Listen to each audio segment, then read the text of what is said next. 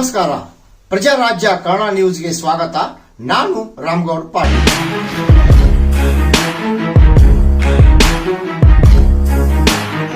Police commissioner ಕಚೇರಿ ಪಕ್ಕದಲ್ಲಿ ಗುಂಡಿನ ದಾಳಿ. ಬೆಳಗಾವಿಯ ಜಿಮ್ಖಾನಾ ಕ್ಲಬ್ನಲ್ಲಿ ಫೈರಿಂಗ್. ರಮ್ಮಿ ಆಡುತ್ತಿದ್ದ ಸುರೇಶ್ ಜಾಲ್ಗಾರ್ ಮೇಲೆ ಫೈರಿಂಗ್.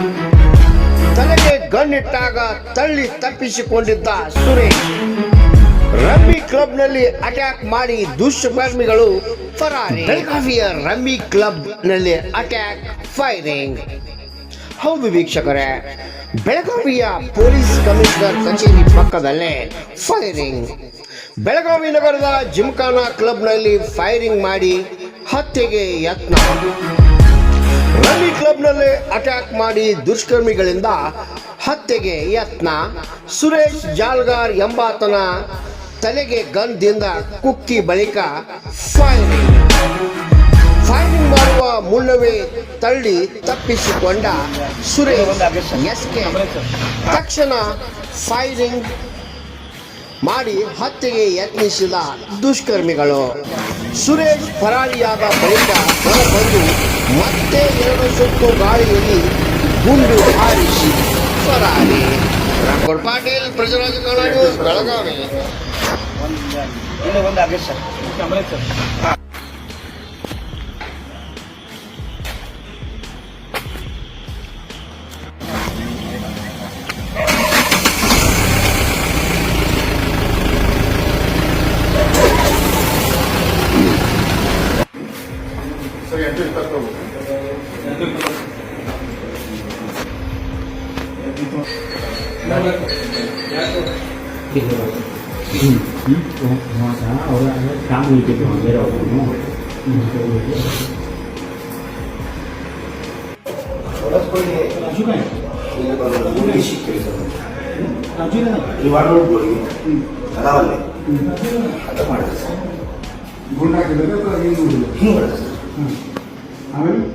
ಅವ್ರು ಬಿದ್ರು ಇದ್ರು.